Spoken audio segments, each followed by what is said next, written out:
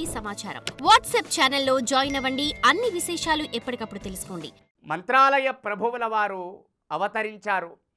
అసవిష్ట సుతం ద్విజేంద్ర పత్ని శుభలగ్నే పరిపూర్ణ దృష్టిభాజీ అఖిల ద్విజరాజ వందనీయం ద్విజరాజం ధిగివామరాధిపస్య. అసవిష్టసుతం ద్విజేంద్రపత్ని తిమ్మన్న భట్టు యొక్క భార్య గోపికాంబ ఒక పుత్ర సంతానము వారికి కలిగెను. గోపికాంబకు పుత్రుడు జన్మించెను. ఆ జన్మించినటువంటి సందర్భం ఎలా ఉంది అంటే రాఘవేంద్ర విజయం అనేటటువంటి కావ్యంలో దాని గురించి చెబుతారు. శుభలగ్నే పరిపూర్ణ దృష్టిభాజీ, శుభగ్రహాల యొక్క దృష్టి జన్మలగ్నంపై ఉండేదట. అంటే మనం సామాన్యంగా పుట్టినప్పుడు ఆ జాతక చక్రాన్ని చూయిస్తాం. సరి అయినటువంటి లగ్నంలో జన్మించాడా, గ్రహాల యొక్క దృష్టి ఎలా ఉంది అనేటటువంటి వాటికి మనం జాతక చక్రాన్ని రాయిస్తాం. అయితే ఆ బాలుడు అవతరించే క్రమంలో శుభలగ్నే ఉత్తమమైనటువంటి లగ్నంలో జన్మించాడు. సకల శుభగ్రహాల యొక్క దృష్టి ఆ లగ్నం పైన ఉన్నది, జన్మలగ్నం పైన.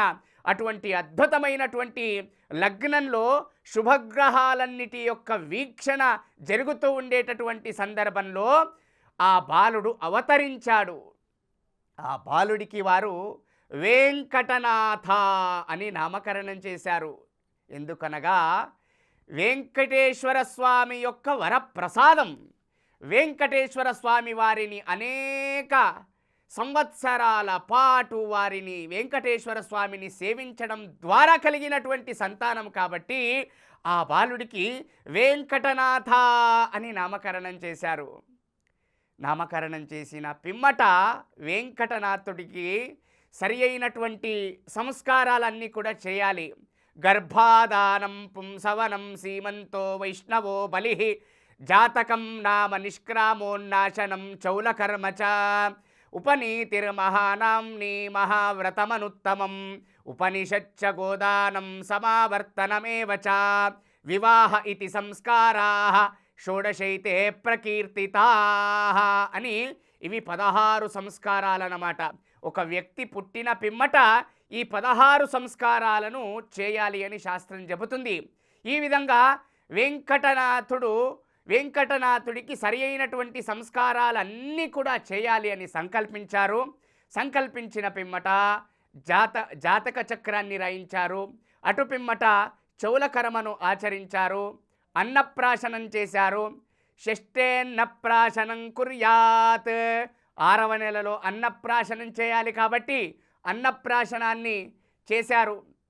సామాన్యంగా భవిష్యత్తులో సకల భక్తులకు అనుగ్రహించేటటువంటి ఈ జగద్గురువులు భగవంతుడికి స్వీకరించే అన్నాన్నే ప్రతినిత్యం కూడా స్వీకరిస్తాడు అనేటటువంటి ఒక గొప్ప దృశ్యం అక్కడ కనిపిస్తూ ఉన్నది సుమా. కాబట్టి అన్నప్రాశన చేశారు.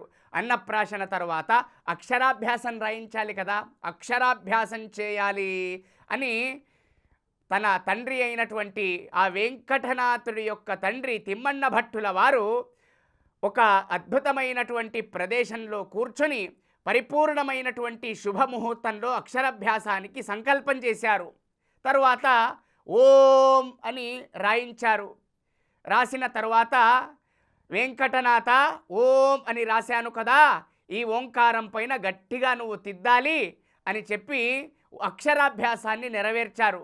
తరువాత వెంకటనాథుడి యొక్క తండ్రి తిమ్మన్న భట్టుల వారు అంటున్నారు, ఈ ఓం అనేది నాన్న వెంకటనాథ ఇది సర్వశాస్త్రాల యొక్క సారము అని చెప్పారట ఆ బాలుడికి. అప్పుడు చూడండి, ఆ బాలుడు మాట్లాడినటువంటి మాట వింటే అతను సామాన్యమైనటువంటి వ్యక్తి కాదు. ఆయన జగద్గురువు, వారు జగద్గురువులని అర్థమైపోతుంది. నాన్నగారికి ప్రశ్నిస్తారట, నాన్న ఓం అని ఒకటే అక్షరాన్ని రాసి నువ్వు ఈ ఓంకారము సకల శాస్త్ర సారము అని చెబుతున్నావు, ఇదేలా సాధ్యం అంటున్నారట. అల్పే కథం వా పరిపూర్ణ సంజ్ఞా, ఈ చిన్న ఓంకారాన్ని ఒకటే అక్షరాన్ని రాసి సకల శాస్త్ర సారం అంటున్నావు, ఇదేలా సాధ్యం అన్నప్పుడు అప్పుడు ఆ బాలుడి యొక్క ప్రతిభ పాటవాలకు ఆశ్చర్యచకితుడయ్యాడు వారి నాన్న. అప్పుడు తిమ్మన్న భట్టుల వారు అంటున్నారు, సకల వేదముల యొక్క అర్థాన్ని తెలియజేసేటటువంటిది పురుష సూక్తము. ఆ పురుష సూక్తం యొక్క సకల అర్థాన్ని తెలియజేసేటటువంటిది గాయత్రీ మంత్రము. ఆ గాయత్రీ మంత్రము యొక్క సకల అర్థము దాగి ఉన్నది ఓంకారములో. కాబట్టి ఈ ఓంకారం అన్నది సకల వేదార్థసారము అని చెబుతూ ఆ వెంకటనాథుడికి నాన్నగారు సమాధానం చెప్పారట. ఈ విధంగా వెంకటనాథుడి యొక్క అక్షరాభ్యాస కార్యక్రమం అద్భుతంగా జరిగినది. తరువాత వెంకటనాథుల వారి యొక్క తండ్రి తిమ్మన్న భట్టుల వారు కొన్ని సంవత్సరాలైన తరువాత వీణను అంటే వీణావాదన చేస్తూ చేస్తూ చేస్తూ ఒకరోజు ఒకానొక సందర్భంలో వారు హరిపాదమును చేరారు. చూడండి, వారి కాలంలో వీణావాదన అనేటటువంటిది వారికి పరంపరాగతమైనటువంటి విద్య. మన ఇంట్లో కూడా కొన్ని విద్యలు మన పరంపరాగతంగా వస్తూ ఉంటాయి, వాటిని మనం కూడా కాపాడాలి.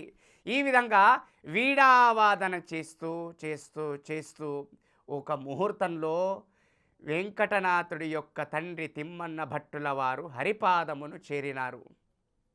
తరువాత వెంకటనాథుడికి ఉపనయనం జరగాలి, ఇంకా ఉపనయనం జరగలేదు. For more videos like this, subscribe Big TV channel.